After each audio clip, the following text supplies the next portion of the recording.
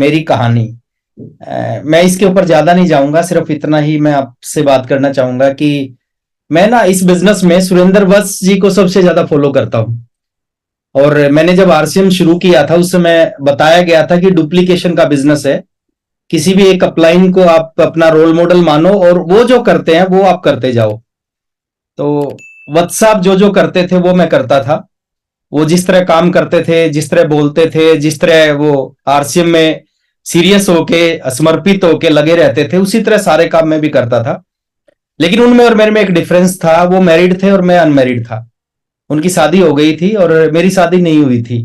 और भाभी जी जो थी हमारी, भाभी जी जो है हमारी, उनका नाम है सुदेश। और मैं भी उस समय चाहता था कि जब हर चीज में व्हाट्सएप को फॉलो किया जाता है, किया कर रहा हूं मैं, तो यहां भी मैं फॉलो करूंगा। कई सारे रिश्ते आए मेरे, और मैं कुछ नहीं पूछता था, मैं एक ही चीज पूछता था कि लड़की का नाम क्या है। कोई कुछ बताता, कोई कुछ बताता। एक दिन मेरे को याद है, मैं मीटिंग करके घर पे गया, सूट टाई लगा रखी थी मैंने। उस समय मेरे पास ऑल्टो गाड़ी थी, मैं गाड़ी से घर पे गया।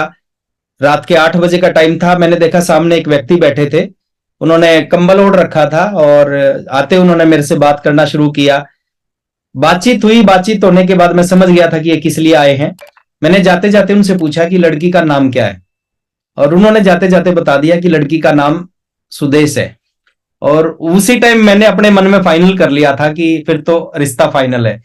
और सुदेश मेरी जिंदगी में आई। जब ये आई तो मैं टेक्निकल था, यानी इसके आने से पहले मैं टेक्निकल था, लेकिन आने के बाद अगले 1 सवा साल के बाद मैं स्टारू भी बना। तो सुदेश का बहुत बड़ा रोल है मेरे बिजनेस में, डायरेक्ट भी रोल है और इनडायरेक्ट भी रोल है। और जितने भी साथी मेरे सामने बैठे हैं, मैं आपसे यही कहना चाहूंगा कि अगर आप अपने परिवार को साथ में लेके चलते हो तो आपकी जो सक्सेस की जो स्पीड है वो बढ़ जाएगी। जो चीज आपको 10 साल बाद मिलनी है वो आपको 2 साल के अंदर मिल जाएगी। ये पावर है इस बिजनेस की। तो मैं ज्यादा कुछ नहीं बात करूंगा। आरसीएम से पहले 1500 रुपए महीना की नौकरी करता था, पढ़ाई करता था बीए सेकेंड ईयर में। आरसीएम की मीटिंग में गया, उसी दिन जिंदगी का सबसे खतरनाक डिसीजन लिया कि आज के बाद मैं नौकरी नहीं करूंगा, आज के बाद मैं पढ़ाई नहीं करूंगा, फुल टाइम आरसीएम करूंगा। और फुल टाइम आरसीएम करना स्टार्ट किया। रॉयल्टी थोड़ी लेट आई, 30 महीने में मैं रॉयल्टी अचीवर बना, और अगले 30 महीने में मैं स्टार रूबी बना। रॉयल्टी का जो पहला चेक आया, पहला चेक आरसीएम में 544 का आया। 30 महीने की टोटल इनकम 1 लाख से कम। और उन 30 महीनों में बहुत सारी ऐसी स्थितियां बनी थी कि मैं आरसीएम छोड़ सकता था, लेकिन मैंने आरसीएम नहीं छोड़ा। कुछ भी हुआ, बिजनेस चला नहीं चला, मैं आरसीएम में काम करता गया। रॉयल्टी अचीवर बना। रॉयल्टी का पहला चेक 26,305 का आया। 33वें महीने में टेक्निकल बना। 36वें महीने 1,09,000 रुपए का चेक आया। और मेरा जो सपना था वो ये भी था कि मैं शादी जब करूंगा जब 1 लाख रुपए महीना से ऊपर की इनकम आएगी। और ऐसा मैंने किया। 1,27,000 रुपए का चेक था जिस महीने मैंने शादी की। सारे सपने आरसीएम ने पूरे किए। स्टार रूबी बना। स्टार रूबी का पहला चेक 5,65,000 का था, और ये बात है 2006 की। और सुदेश अभी बता रही थी कि ज्वेलरी की दुकान पे गए, इसको एक सेट पसंद आया गोल्ड का। वो 2006 की बात बता रही थी। और मेरे को आज भी याद है, 5.5 लाख, 5,65,000 का चेक था, उसमें से मैंने 3.5 लाख रुपए का इसको गोल्ड दिलाया था। तो बहुत कुछ मिला इस बिजनेस से। अगर आज की बात करूं तो आज एक बहुत बड़ा घर है। अभी सुदेश को मैंने घर गिफ्ट किया है एक, और जो इसको पसंद था इसके पिछले बर्थडे पे वो घर था। मतलब ये पावर है आरसीएम की। वो घर है 4 करोड़ रुपए का, जो मैंने इसको गिफ्ट किया इसके बर्थडे का। ये पावर है इस सिस्टम की, ये मेरी पावर नहीं है। मर्सिडीज जैसी कार है आज जिसको चलाने का मौका मिलता है, और सारे सपने इस बिजनेस से पूरे। और ये बात मेरी नहीं है, बात चंद लोगों की नहीं है, ये बात हम सब की है। हम सबके बिजनेस से सपने पूरे कर सकता है। थोड़ा सा सीरियस होकर करने की जरूरत है। क्या क्या है, कुछ चीजें मैं आपके साथ में शेयर करूंगा। अभी मैं स्लाइड को आगे बढ़ा रहा हूं। अवसर जिसका कोई मुकाबला नहीं। आरसीएम बिजनेस एक ऐसी अपॉर्चुनिटी है जिसका कोई भी मुकाबला नहीं है। दुनिया की हर काम में लिमिटेशन है। कुछ लोग कर सकते हैं, सब नहीं कर सकते। कुछ लोग डॉक्टर बन सकते हैं, कुछ इंजीनियर बन सकते हैं, कुछ सीए बन सकते हैं, कुछ गवर्नमेंट जॉब पे जा सकते हैं, कुछ अपने एरिया के एमएलए एमपी बन सकते हैं, लेकिन सब नहीं बन सकते। लेकिन आरसीएम की बात करूं, इस बिजनेस को हिंदुस्तान का एक आम से आम आदमी, गांव का, शहर का, कम पढ़ा लिखा, ज्यादा पढ़ा लिखा, कैसा भी व्यक्ति, उसके पास पैसे हैं, उसके पास में कोई सुख सुविधा है नहीं है, कोई नॉलेज है नहीं है, कुछ भी है या नहीं है, वो सब इस बिजनेस को कर सकते हैं। तो आरसीएम एक ऐसी अपॉर्चुनिटी है जिसको दुनिया का हर व्यक्ति कर सकता है। दूसरी हम बात करते हैं कंपनी जिसका कोई मुकाबला नहीं। अवसर तो बहुत बड़ा है, उसके ऊपर ज्यादा डेप्थ में मैं नहीं जाऊंगा क्योंकि ये लंबा टॉपिक है। कभी मौका मिलेगा दोबारा तो इसके ऊपर हम बात करेंगे अवसर क्या है ये। अब बात करते हैं कंपनी जिसका कोई मुकाबला नहीं। देखिए हिंदुस्तान में सैकड़ों कंपनी, हजारों कंपनियां काम करती हैं। कुछ एथिकल कंपनियां हैं, कुछ अनएथिकल कंपनियां हैं, कुछ सही है कुछ गलत है। वो चलेगी, हमेशा चलेंगी। कानून बन चुका है, गाइडलाइन पीछे आई थी आरसीएम बिजनेस ने, जिसमें सबसे बड़ा सहयोग किया था गाइडलाइन को लेके आने में। लेकिन आज की बात करूं सर, आज हम एक ऐसे सिस्टम में है, हमें धन्यवाद करना चाहिए परमात्मा का, ऊपर वाले का। उन्होंने बाय डिफॉल्ट एक ऐसे सिस्टम में हमारे को ज्वाइन करवाया। एक ऊपर वाला बहुत कुछ देना चाहता है। देखिए हम कहां पैदा हुए वो हमारे हाथ में नहीं है, लेकिन जहां भी पैदा हुए, पैदा होने के बाद हम बहुत कुछ कर सकते हैं, ये हमारे हाथ में है। कंपनी जिसका कोई मुकाबला नहीं। अगर आरसीएम की बात करें, आरसीएम जैसे प्रोडक्ट दुनिया की कोई कंपनी लाने की सोच भी नहीं सकती। आज तक दुनिया में 70-75 साल पुरानी इंडस्ट्री है, किसी कंपनी ने सोचा भी नहीं कि नमक लाया जा सकता है नेटवर्क मार्केटिंग में। किसी कंपनी ने सोचा नहीं आटा लाया जा सकता है, दाल लाई जा सकती है। लोग कोई भी कंपनी इस तरह के प्रोडक्टों के बारे में सोच भी नहीं सकती। और आरसीएम में पिछले 15 साल से प्रोडक्ट आ रहे हैं। तो आप सोच सकते हो आरसीएम की तैयारी क्या है, टीसी सर की सोच क्या है। उस सोच के साथ में ये सारी चीजें हो सकती हैं। अगर पिकअप सेंटर की बात करें, डिलीवरी सिस्टम की बात करें, आज पूरे हिंदुस्तान में कंपनियों के इतने डिस्ट्रीब्यूटर नहीं होते जितने हमारे डिलीवरी सेंटर हैं। 220 से ज्यादा डिपो हैं। हर डिपो पे 1 करोड़, 2 करोड़, 5 करोड़ का माल रहता है हमेशा, एनी टाइम। हमारे 11,000 से ज्यादा पिकअप सेंटर हैं, WWQ, वंडर वर्ल्ड हैं। कोई कंपनी सोच भी नहीं सकती कितना बड़ा सेटअप तैयार किया जा सकता है। डिस्ट्रीब्यूटर की संख्या की बात करें, लगभग 4 करोड़ लोग हमारे साथ जुड़े हुए हैं। 4 करोड़। दुनिया के बहुत सारे देश हैं, उनकी जनसंख्या को इकट्ठा कर लें, वो 4 करोड़ नहीं होते जितने हमारे आरसीएम में डिस्ट्रीब्यूटर हैं। कहीं चले जाओ, कुछ मिले ना मिले, आरसीएम जरूर मिलता है। आरसीएम हर जगह मिलता है।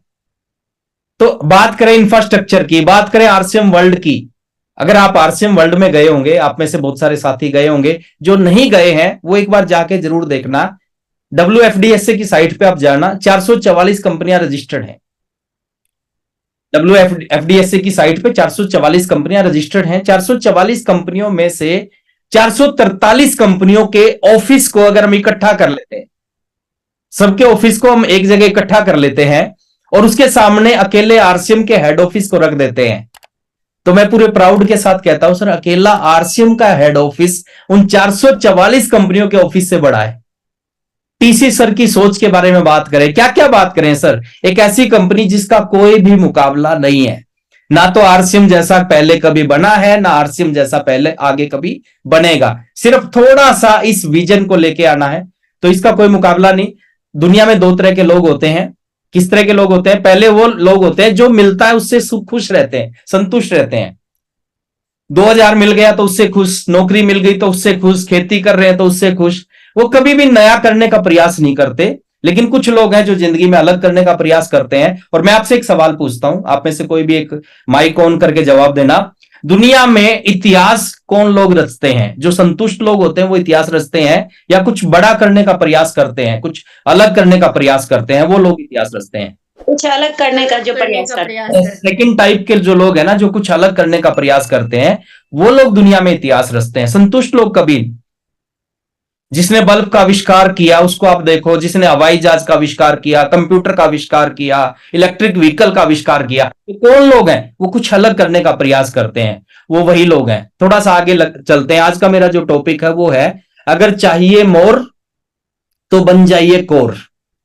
अगर आप इस बिजनेस में ज्यादा चाहते हैं, देखिए 2 तरीके हैं आपके पास आरसीएम करने के। पहला तरीका है जो मिल रहा है उसमें खुश रहो। 200 का चेक आता है, 500 का आता है, 2000 का आता है, 5000, 20,000 आता है, रॉयल्टी आ गई, उसमें आप खुश हो जाओ। पहला तरीका वो है। दूसरा तरीका है कुछ बड़ा पाने के लिए प्रयास करो, क्योंकि आरसीएम 2, 5, 10, 20,000 कमाने के लिए नहीं है। आरसीएम जिंदगी को बदलने के लिए है। पैसा सब कुछ नहीं है, पैसा खुदा नहीं है, लेकिन कहते हैं खुदा की कसम, खुदा से कम भी नहीं है।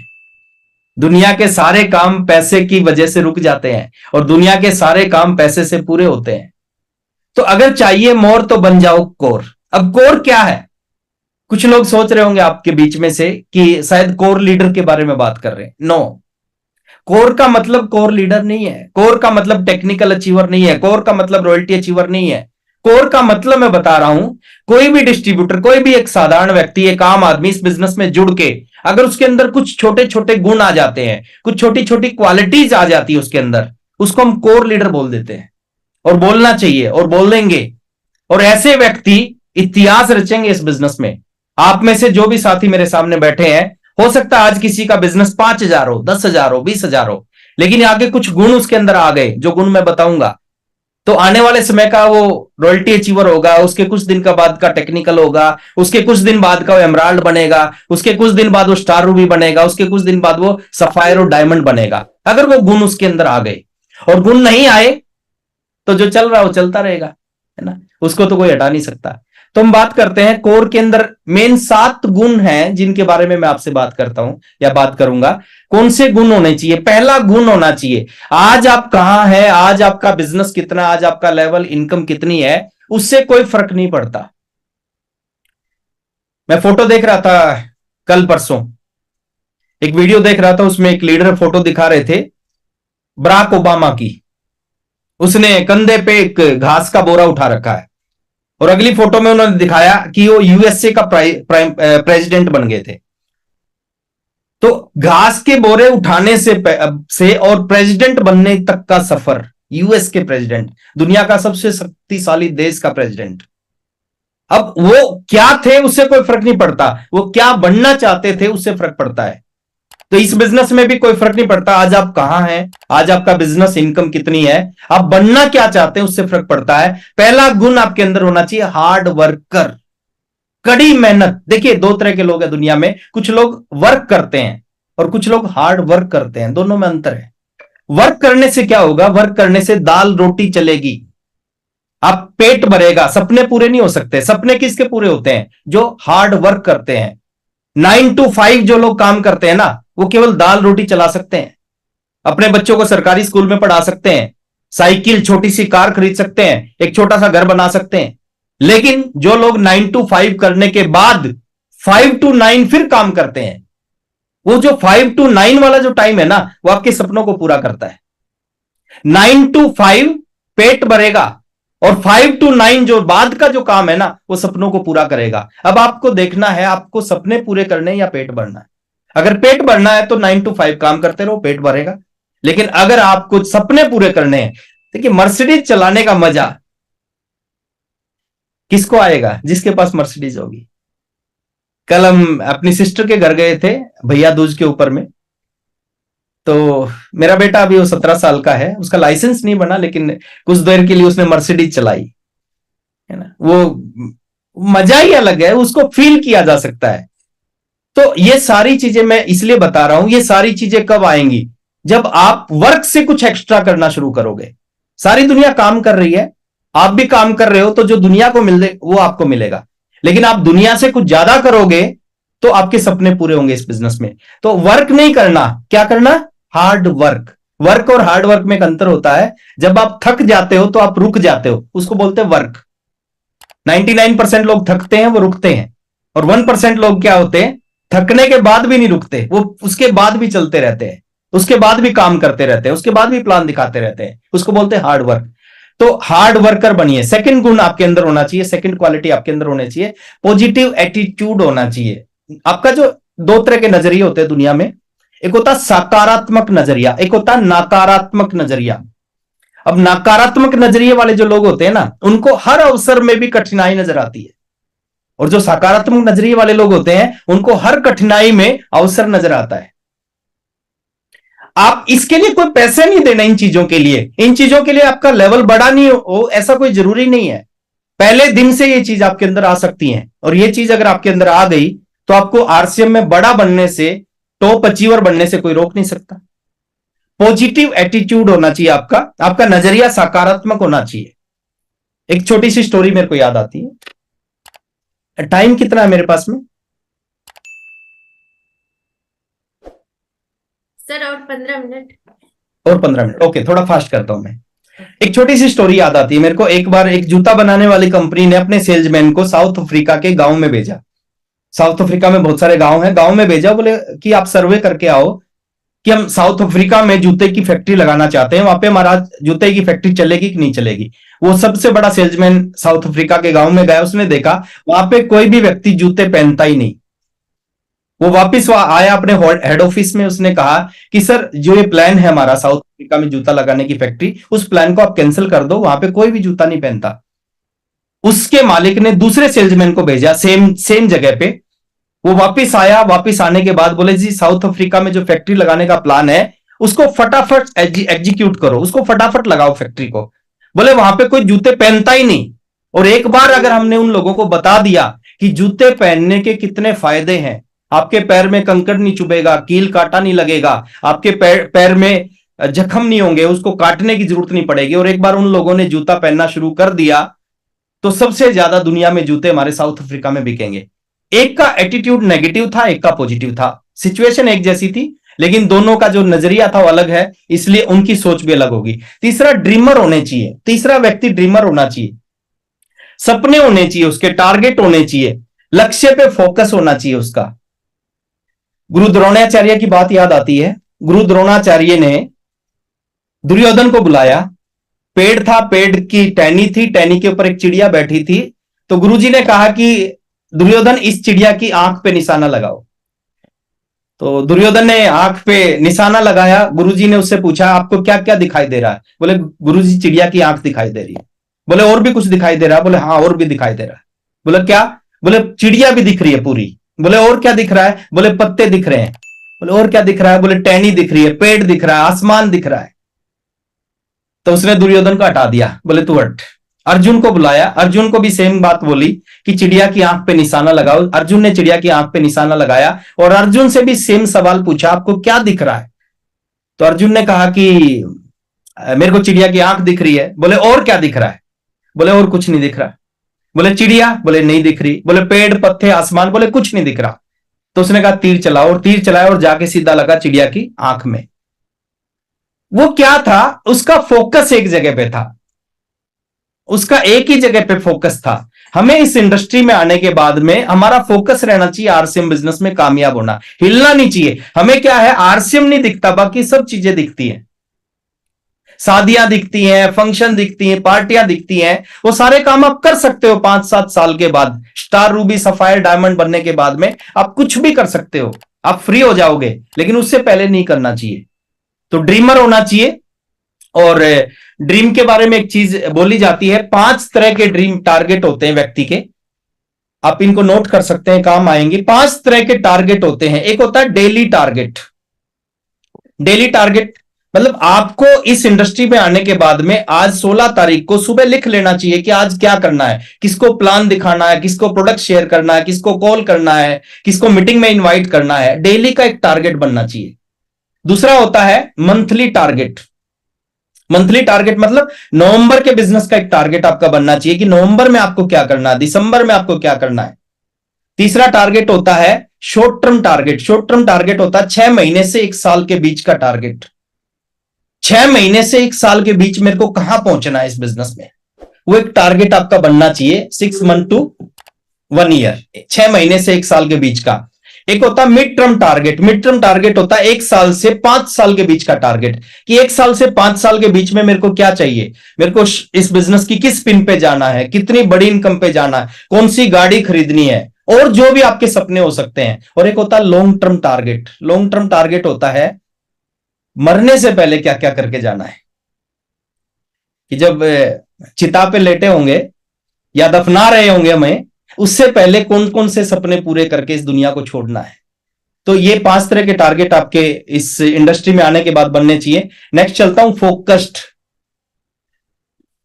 आपका फोकस क्लियर होना चाहिए सर, है ना। आप अगर आपका फोकस क्लियर नहीं होगा तो फिर बहुत ज्यादा बड़ा काम नहीं हो पाएगा। थोड़ा सा आगे चलता हूं, गुड लर्नर। 5वां गुण आपके अंदर होना चाहिए, आप सीखने वाले होने चाहिए। जैसे 1 PM JRCM का प्रोग्राम है, शाम को 8 बजे हमारा एक सेशन चलता है, सुबह गुरुकुल प्रोग्राम चलता है TC छाबड़ा सर के द्वारा।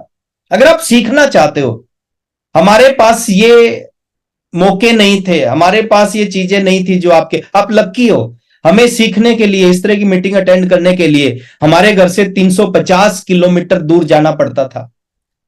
आप सौभाग्यशाली हो, आप लकी हो, आप घर में बैठ के सीख सकते हो अगर सीखना चाहते हो। Good learner. APJ Abdul Kalam Azad की जब मौत हुई, जब उनकी मृत्यु हुई, तो प्रशासन ने उनके घर को चेक किया। कुछ कपड़े मिले उनके घर से, कुछ कपड़ों में कुछ थोड़े बहुत पैसे रुपये मिले उनके घर से। सबसे ज्यादा क्या चीज मिली उनके घर पे? सबसे ज्यादा मिली बुक्स, किताबें। वो गुड लर्नर थे, वो सीखते रहते थे जिंदगी में, कहां से जिंदगी की शुरुआत की और कहां पहुंचे वो। जितने भी कामयाब लोग हैं ना दुनिया में, आप सबको देखोगे, सब में अलग अलग गुण होते हैं, लेकिन एक कॉमन गुण सबके अंदर होगा, वो गुड लर्नर होते हैं, वो सीखते हैं। और आम आदमी क्या है? आम आदमी को कहता है कि मेरे को सब पता है। कामयाब लोग कहते हैं मेरे को कुछ नहीं पता, मेरे को सीखना है। और आम आदमी बोलता है मैं सीख चुका हूं, मेरे को सब पता है। तो गुड लर्नर होने चाहिए आप, सीखने वाला गुण आपके अंदर होना चाहिए। छठा, ईगो, अहंकार, शर्म नहीं होनी चाहिए। अगर इस इंडस्ट्री में आ गए, आप नेटवर्क मार्केटिंग में आ गए और आप बड़ा अचीवर बनना चाहते हैं, ये तीन चीज अगर आपके अंदर है, ईगो या अहंकार आपके अंदर है, इसको छोड़ दो, क्योंकि ये लोगों का बिजनेस है। अगर आप ईगो के साथ इस बिजनेस को करना चाहोगे, अहंकार के साथ करना चाहोगे, नहीं कर पाओगे। शर्म छोड़ दो, अगर शर्म करते हैं, शर्म छोड़ दो। हरियाणा में कहावत है, जिसने की शर्म उसके फूटे कर्म। यानी कुछ लोग हैं जो इस बिजनेस में आने के बाद शर्माते हैं कि मैं पड़ोसी को बताऊंगा तो पड़ोसी क्या कहेगा, अगर मैं रिश्तेदार को बताऊंगा वो क्या सोचेगा, अपने जानकार दोस्तों को बताऊंगा उसके दिमाग में मेरे बारे में क्या सोच आ जाएगी। अरे कुछ नहीं फर्क पड़ता सर। एक सब्जी वाले को देखो, एक सब्जी वाला गली गली में आता है और क्या चिल्लाता है वो, आलू ले लो, गोभी ले लो, बैंगन ले लो, प्याज ले लो। वो चिल्लाता है कि नहीं चिल्लाता है? वो चिल्लाता है सर, वो चुपचाप नहीं निकलता, वो गली से चिल्लाता चिल्लाता चिल्लाता निकलता है। और कितने रुपए कमाता है? 500 रुपए रोज के कमाता है। अगर 500 रुपए के लिए वो गली में चिल्ला सकता है, तो क्या हम अपने सपनों को पूरा करने के लिए, अपने बच्चों के सपनों को पूरा करने के लिए, एक अच्छी जिंदगी के लिए कुछ दिन इस शर्म को नहीं छोड़ सकते? छोड़ना चाहिए। और जितने भी बड़े अचीवर बनते हैं उनके अंदर शर्म नहीं होती, वो शर्म को छोड़ते हैं। और नेक्स्ट है, हाई बिलीव लेवल होना चाहिए हमारे अंदर। ये गुण किसी के अंदर आ गए, जिस व्यक्ति के अंदर मेरे सामने बैठे हैं, आज उसका कोई लेवल नहीं है, लेकिन ये गुण उसके अंदर आ गए, आने वाले समय में क्या होगा? वो बड़ी स्टेज के ऊपर दिखाई देगा आपको। हाई बिलीव लेवल होना चाहिए आपका, विश्वास का लेवल। हमें दो लोग मना करते हैं, हमें लगे आरसीएम नहीं चलेगा। एक आदमी ज्वाइन हो जाता है तो हमें लगेगा अब तो चल जाएगा। अरे सर, आपका बिलीव लेवल जीरो है, इसका मतलब। हाई बिलीव लेवल, आपको विश्वास होना चाहिए अपनी कंपनी पे कि जिस कंपनी में मैं काम कर रहा हूं ना, वो हिंदुस्तान की, दुनिया की सबसे बड़ी कंपनी है। आपको विश्वास होना चाहिए टीसी छाबड़ा सर के ऊपर, आपको विश्वास होना चाहिए प्रोडक्ट्स के ऊपर, आपको विश्वास होना चाहिए एजुकेशन सिस्टम के ऊपर, आपको विश्वास होना चाहिए अपने सभी अप्लायंस के ऊपर कि उनमें वो पावर है, मेरे को बहुत आगे लेके जा सकते हैं। और सबसे बड़ा विश्वास होना चाहिए आपको अपने खुद के ऊपर कि मैं इस बिजनेस को कर सकता हूं, क्योंकि एक व्यक्ति है जो आपको बहुत आगे लेके जा सकता है, वो आप खुद हैं। तो आपका हाई बिलीव लेवल होना चाहिए। नेक्स्ट जाता हूं, कंफर्ट जोन को छोड़ना है। अगर आप इस बिजनेस में कामयाब होना चाहते हैं, हम गलती क्या करते हैं, जो हमारी पहले जो रूटीन होती है, आरसीएम से पहले की जो लाइफ होती है, आरसीएम में आने के बाद भी सेम लाइफ रहती है। हम बदलाव नहीं करते कोई भी अपनी जिंदगी में, सेम जिंदगी जीते हैं। पहले भी 8 घंटे सोते थे, आरसीएम में आने के बाद भी 8 घंटे। पहले भी शादियों में जाते थे, आरसीएम में आने के पहले भी पार्टियों में, फंक्शन में, बर्थडे में जाते थे, आरसीएम में आने के बाद भी सेम काम करते हैं। जब तक आप चीजों को छोड़ोगे नहीं ना, जब तक कामयाबी नहीं मिलेगी। पहले भी दोपहर में एक शो आता था टीवी, आजकल हमारे टाइम में जब आता था लेडीज बहुत देखती थी, हमने उसका नाम दे रखा था छाछ भी कभी दही थी, लेकिन शायद वो सीरियल का नाम था सास भी कभी बहू थी। बहू थी, है ना। हम बोलते थे छाछ भी कभी दही थी, देखते थे। आजकल नए सीरियल हैं, अनुपमा, ये रिश्ता क्या कहलाता है। अरे सर, छोड़ दो इन चीजों को। और क्या देख रहे हैं, गार्बेज इन गार्बेज आउट। वहां पे क्या दिखाया जाता है? सास बहू के खिलाफ षड्यंत्र कर रही है, बहू सास के खिलाफ षड्यंत्र कर रही है। Garbage in garbage out. आप अगर इस कंफर्ट जोन, जो जिंदगी आरसीएम से ज्वाइन होने से पहले जी रहे थे, अगर सेम जिंदगी आपकी आरसीएम के बाद है ना, इसका मतलब आप इस बिजनेस में सक्सेस होने की संभावनाएं जीरो है, जीरो। अगर थोड़ा अंतर लेके आ गए, पहले आप 8 घंटे सोते थे, आरसीएम में आने के बाद आप 6 घंटे सोना शुरू किया, पहले आप 2-4 घंटे दोस्तों के साथ बैठते थे, आरसीएम में आने के बाद आपने 2-4 घंटे बैठना बंद कर दिया। पहले आप क्रिकेट भी देखते थे, टीवी भी देखते थे, शादियों में भी जाते थे। आरसीएम में आने के बाद आपने सारी चीजें बंद कर दी और वो टाइम आपने आरसीएम में लगाना शुरू कर दिया। कुछ नहीं फर्क पड़ेगा, कुछ नहीं फर्क पड़ेगा। अगर 3 साल, 4 साल, 5 साल आपने सारी चीजों को छोड़कर और आपका फोकस केवल आरसीएम पे रहा, आपने केवल आरसीएम के ऊपर जोर लगाना शुरू कर दिया, 3 साल के बाद कितनी भी शादियों में जाना, कोई फर्क नहीं पड़ेगा आपके बिजनेस पे। मोदी सरकार है अभी 2023 में, अभी 24 में इलेक्शन होगा, 2018-19 में सरकार बनी थी। 5 साल निकलने वाले सरकार को पता भी नहीं चलता 5 साल कैसे निकल जाते। तो अब सोच के देखो, अगर 5 साल अगर हमने इन चीजों को छोड़कर अपना फोकस, सतीश पंडित जी बोलते थे कि जो लोग टीवी के सामने होते हैं वो टीवी के अंदर कभी नहीं होते, और जो टीवी के अंदर होते हैं वो टीवी के सामने कभी नहीं होते। तो जिंदगी में अगर कुछ बड़ा करना है तो इन सारी चीजों को, यह है नॉन प्रोडक्टिव वर्क, जिससे कुछ मिलता नहीं, जिससे आप केवल अपना टाइम बर्बाद करते हो, पैसा बर्बाद करते हो। और ये नशा है सर, ये अनुपमा देखने का जो नशा है ना, मैं कहता हूं एक बार उस नशे को छोड़ के आरसीएम का नशा लगाओ। जिंदगी में सबसे बड़ा नशा होता है कामयाबी का नशा, पैसा कमाने का नशा। और एक बार वो नशा आपको लग गया, फिर आपको कुछ अच्छा नहीं लगेगा। ना सास भी कभी बहू अच्छी लगेगी, ना ये रिश्ता क्या कहलाता अच्छा लगेगा, ना कोई मूवी अच्छी लगेगी। आप सिर्फ डूब जाओगे नशे में, और वो है कामयाबी का नशा। Amitabh Bachchan at the age of 81 साल की उम्र में भी आज भी 18 घंटे काम करता है। नशा है कामयाबी का नशा, पैसे के लिए काम नहीं करता। उसको ये चीजें अच्छी नहीं लगती, किसी की पार्टी फंक्शनों में जाना अच्छा नहीं लगता, उसके अंदर एक अलग नशा है। वो नशा लेके आओ अपने अपने अंदर। आरसीएम बिजनेस में आने के बाद में सिस्टम को फॉलो करो। 5 चीजें हैं, इनको आप अपनी डायरी में नोट कर लो। इन 5 चीजों के साथ में जुड़े रहो हमेशा, पकड़ लो इन 5 चीजों को। पहला है बी, दूसरा है टी, एफ, यू, जेड। ये 5 शब्द हैं, आप कहीं भी नोट करो इनको, नहीं तो आप भूल जाओगे। इन 5 चीजों के साथ में जुड़ जाओ, पकड़ लो, किसी भी कीमत पे इन 5 चीजों को छोड़ो मत। क्या है ये BTFUZ? पहली चीज, बी फॉर बुक्स। वही लोग इस इंडस्ट्री में आगे गए हैं, वही लोग लाखों करोड़ों रुपए, वही सपने पूरे करेंगे जो रेगुलर बुक्स को पढ़ेंगे। बड़ी अच्छी अच्छी बुक्स हैं सर आरसीएम बिजनेस में, बाहर बड़ी अच्छी अच्छी बुक्स है। और बुक्स कौन सी होनी चाहिए? इस बिजनेस से रिलेटेड बुक्स। तो बी फॉर बुक्स, बुक्स को पढ़ने की आदत होनी चाहिए। 15 मिनट पढ़ो, 20 मिनट पढ़ो, 10 मिनट पढ़ो, लेकिन रोज पढ़ो। दूसरा है टी, टी फॉर ट्रेनिंग्स। बोलते हैं ट्रेनिंगों से सब कुछ हो सकता है। जब ट्रेनिंगों से सब कुछ हो सकता है तो ट्रेनिंगों से कामयाब व्यक्ति क्यों नहीं पैदा हो सकते? ट्रेनिंगों से पैसे कमाने वाले व्यक्ति क्यों नहीं पैदा हो सकते? तो ट्रेनिंग्स को आप पकड़ना चाहिए, ट्रेनिंग्स के ऊपर। तीसरा है F, F for function, program. जितने भी फिजिकल प्रोग्राम होते हैं, ये डिजिटल प्रोग्राम है, इसका एक अलग असर होगा, लेकिन जो फिजिकल प्रोग्राम होते हैं ना, उसका एक अलग असर होता है।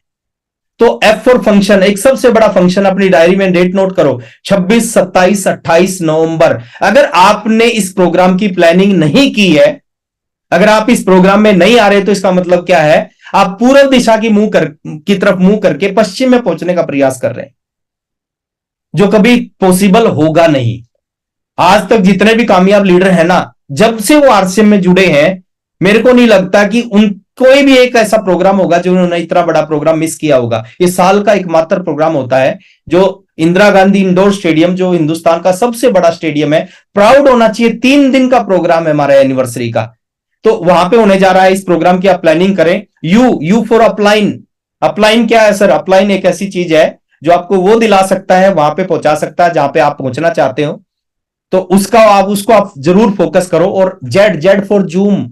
ये जिसको आपने पकड़ रखा है, इसको छोड़ो मत, रेगुलर आओ। आप प्रयास करो यूट्यूब पे जुड़ने की बजाय जूम पे जुड़ो। जब भी मौका मिले, सुबह के प्रोग्राम में जूम पे जुड़ने का प्रयास करो, दोपहर के प्रोग्राम में जूम पे जुड़ने का प्रयास करो, रात के प्रोग्राम में जूम पे जुड़ने का प्रयास करो। तो ये सिस्टम है BTFUZ। इन चीजों को पकड़ो। Hard work to smart work. देखिए पहले क्या था, पहले लोग हार्ड वर्क करते थे फिर पैसा कमाते थे। आज अगर थोड़े से दिन हार्ड वर्क कर लिया, उसके बाद स्मार्ट वर्क हो जाएगा। जैसे आपने ये स्टोरी सुनी होगी कि 50 साल पहले इस कौवे को प्यास लगी, सामने घड़ा देखा, घड़े में कुछ पानी था, इसने हार्ड वर्क किया, आसपास से कंकर इकट्ठे किए और कंकर इस घड़े में डाल दिए, और घड़े में पानी का सतर ऊपर आ गया और इसने अपनी प्यास बुझाई और अपने काम पे चला गया। लेकिन आज का टाइम ये नहीं है। आज 50 साल पैसा कमाने के लिए, जिंदगी बदलने के लिए 50 साल मेहनत करने की जरूरत नहीं है। आरसीएम को समझ के 5 साल अगर सही ढंग से आपने मेहनत कर ली ना, आज का जो मॉडर्न कौवा है वो क्या करता है, उसने घड़े में पानी देखा, सेम स्थिति थी, सेम सिचुएशन थी, उसने कंकड़ इकट्ठे नहीं किए, उसने कहीं से आसपास में ढूंढा, एक स्ट्रो को ढूंढा और स्ट्रो को घड़े में लगाया और अपनी प्यास बुझा ली। तो आपके सामने मौका है, दोनों ऑप्शन है, 50 साल काम करके सक्सेस होना है या 5 साल काम करके सक्सेस होना है, दोनों ऑप्शन आपके पास है। और लास्ट में मैं इतना ही कहना चाहूंगा कि नया साल आने वाला है अभी 2024। कुछ समय पहले 2023 आया था, उससे पहले 2022 आया था, उससे पहले 2021 आया था। और हर साल में हम एक चीज सोचते हैं, हर साल की शुरुआत में एक चीज सोचते हैं कि शायद इस साल में कुछ होगा, लेकिन होता कुछ नहीं। कहते हैं कैलेंडर बदलने से हालात कभी नहीं बदलते, हालात बदलते हैं खुद को बदलने से। जिस दिन हम खुद को बदल लेते हैं, जिस दिन कुछ ऐसा करना स्टार्ट करते हैं जो बाकी लोग नहीं कर रहे, इसका मतलब आपने अपने आप को बदल लिया। अब आपकी संभावनाएं बढ़ जाएंगी कि आप इस बिजनेस में, इस इंडस्ट्री में सफल हो सकते हैं। जो भी मेरे सामने बैठे मेरे को सुन रहे हैं, मैं एक ही चीज कहूंगा सर, 2024 को लेके एक ड्रीम बनाओ। क्या ड्रीम बना सकते हो? जो मेरे सामने अभी डिस्ट्रीब्यूटर है, जिन्होंने अभी ज्वाइन किया, डायरेक्ट सेलर हैं जिन्होंने अभी शुरुआत की है, या वाइटल अचीवर है, आपका एक ड्रीम होना चाहिए। तीसरे नंबर वाला ड्रीम, शॉर्ट टर्म ड्रीम, 6 महीने से 1 साल। आपका शॉर्ट टर्म ड्रीम क्या होना चाहिए यहां बैठ के, कि अगले शॉर्ट टर्म में 6 महीने से 1 साल के बीच में, आज मैं छोटा सा वाइटल हूं, लेकिन अगले 6 महीने से 1 साल के बीच में मैं इस बिजनेस का रॉयल्टी अचीवर बनूंगा। कोई बहुत बड़ा ड्रीम नहीं है, ये छोटा सा ड्रीम है, ये पूरा हो जाएगा। जैसा सोचोगे ना वैसा होगा। अगर सोचोगे कि रॉयल्टी तो बहुत मुश्किल है, नहीं आएगी तो नहीं आएगी, और सोच लिया आएगी तो फिर आ जाएगी।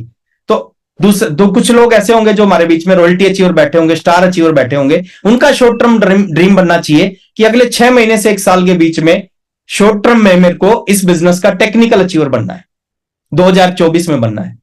और तीसरे लोग बैठे होंगे जो टेक्निकल अचीवर बैठे हैं, उनका ड्रीम बनना चाहिए कि 2024 में मेरे को इस बिजनेस में एमराल्ड बनना है, स्टार एमराल्ड बनना है, रूबी बनना है, स्टार रूबी बनना है। कोई भी ड्रीम आपका हो सकता है, ये ड्रीम बना के जरूर काम करें। और लास्ट में 2 लाइनों के साथ मैं अपनी बात को खत्म कर रहा हूं, क्योंकि टाइम हो चुका है, कि हो गई है पीड़ पर्वत सी पिघलनी चाहिए, हो गई है पीड़ पर्वत सी पिघलनी चाहिए, इस हिमालय से कोई गंगा निकलनी चाहिए। सिर्फ हंगामा खड़ा कर देना हमारा मकसद नहीं, हमारा मकसद है ये सूरत बदलनी चाहिए। मेरे सीने में ना सही, तेरे सीने में आग कहीं भी, ये आग जलनी चाहिए, ये आग जलनी चाहिए। थैंक यू वेरी मच, और आप सबका बहुत बहुत धन्यवाद।